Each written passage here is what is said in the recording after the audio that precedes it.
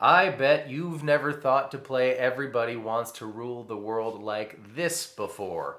This is a technique I like to employ to add a little spice to oft or perhaps overplayed songs. And here to get us started on the right foot is my kindergarten teacher and our music theory expert, Miss Poopadoo. Thank you, thank you, thank you, yes, hello, thank you, thank you. It's been a while since I got a proper introduction. Okay, this technique relies on us knowing that this song is, for the very most part, in the key of D. And here is the D major scale, the notes that make up the key of D. Do, re, mi, fa, sol, la, ti, and then do again. No reason to write do twice.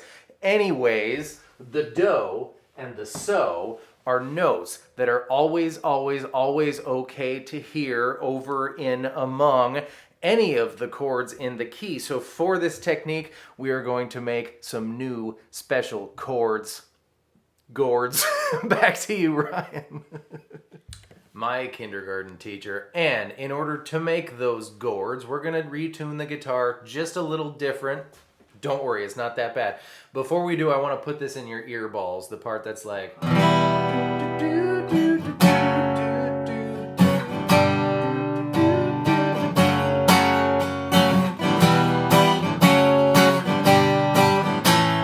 so that you can compare it to what we're about to do. And that thing is this. We're looking for a D and an A that's always going to be there. I want you to tune your B string down from B to A. And your E string down similarly, I'm getting good at that word, from E to D.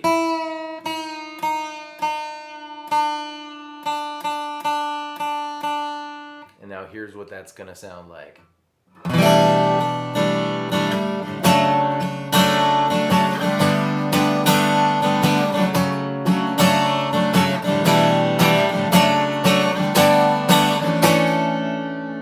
One teeny tiny last thing before we get going. I made you a chord chart so you can follow along. Go get it. It is 100% no strings attached, free. You don't even have to give me your email address or any of your socks. RyanLent.com/show notes, but the title is in super secret backwards code so no miscreants can horn in on our super secret information. The opposite of the ruler of the world, of course, is an empty-headed animal food trough wiper. Empty-headed animal food trough wiper. Extra 20 points if you get the reference. You can even do your intro noodly thing in this tuning. You'll just be 2 frets higher than you would have been. So let's not do the slide up first if you're following along with the chord chart, which you should be.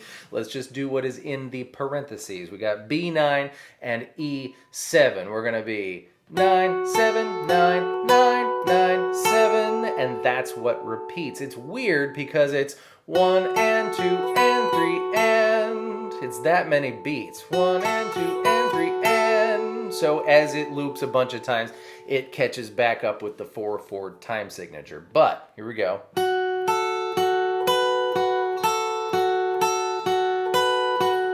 And if you add the slide at the beginning,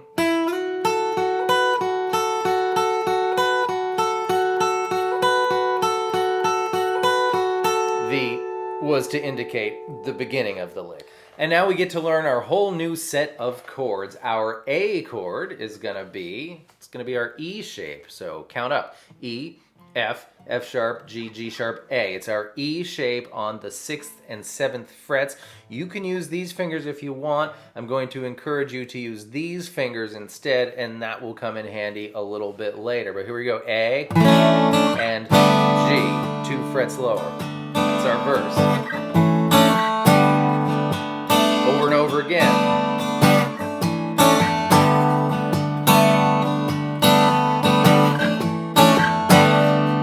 That's it. That's the verse. For the chorus, we're going to start with E minor. By the way, for all these chords, we're not strumming the low E string. So E minor is going to be just as normal, but it doesn't sound normal because we've got that nifty, A and D going. F sharp minor is going to be easier than normal F sharp minor. It's going to be G2 with your pointer finger, A4, D4 with your ring and pinky fingers. Now This is why you're going to want to play the E shape with the wrong fingers, because now your ring and pinky fingers get to just move up one, and then you plop your middle finger. So the shape is either that or that, and these guys get to stay on their train tracks, so to speak. So here we go. E minor, F sharp minor, G, back down to F sharp minor, E minor, F sharp minor, G, A, back to the verse.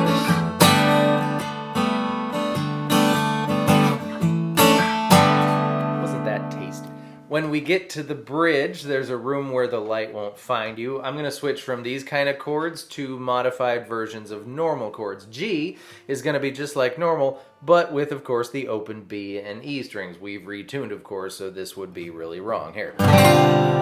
Gorgeous. So, open those up. D isn't going to look much like D at all, but it is. It's going to be E2 and G2. This is these two things out of D with an F sharp in the bass, the better man chord. But of course we don't need the B string because the B string is A. So it's the correct note just by itself. D. And for A, I'm going to play what we think of as A suspended 2. D2 and G2. G. Times.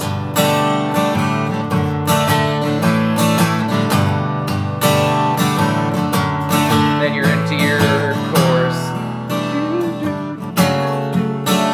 Back to the previous technique.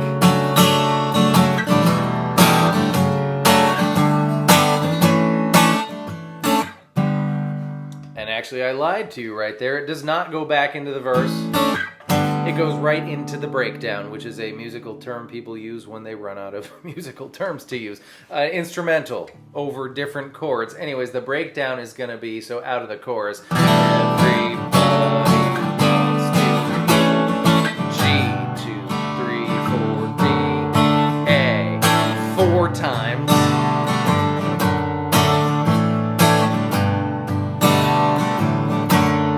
Last time, G, minor, I wrote B minor because if it were major or minor, it would be minor, but it's going to be neither for us. I'm going to play the B power chord on the A string 2nd fret, and of course leave the B and E strings open. C is going to be same thing, 1 fret higher. You do that twice, then you get a G. I'm staying here, 2, 3, 4, A, 2, 3, 4. That's your breakdown. And those are all of the pieces. With that information and your vigilant earballs, you should be able to finish it off. Thank you so much for being here. I hope that was fun and helpful, and I will see you next time with more stuff. Goodbye.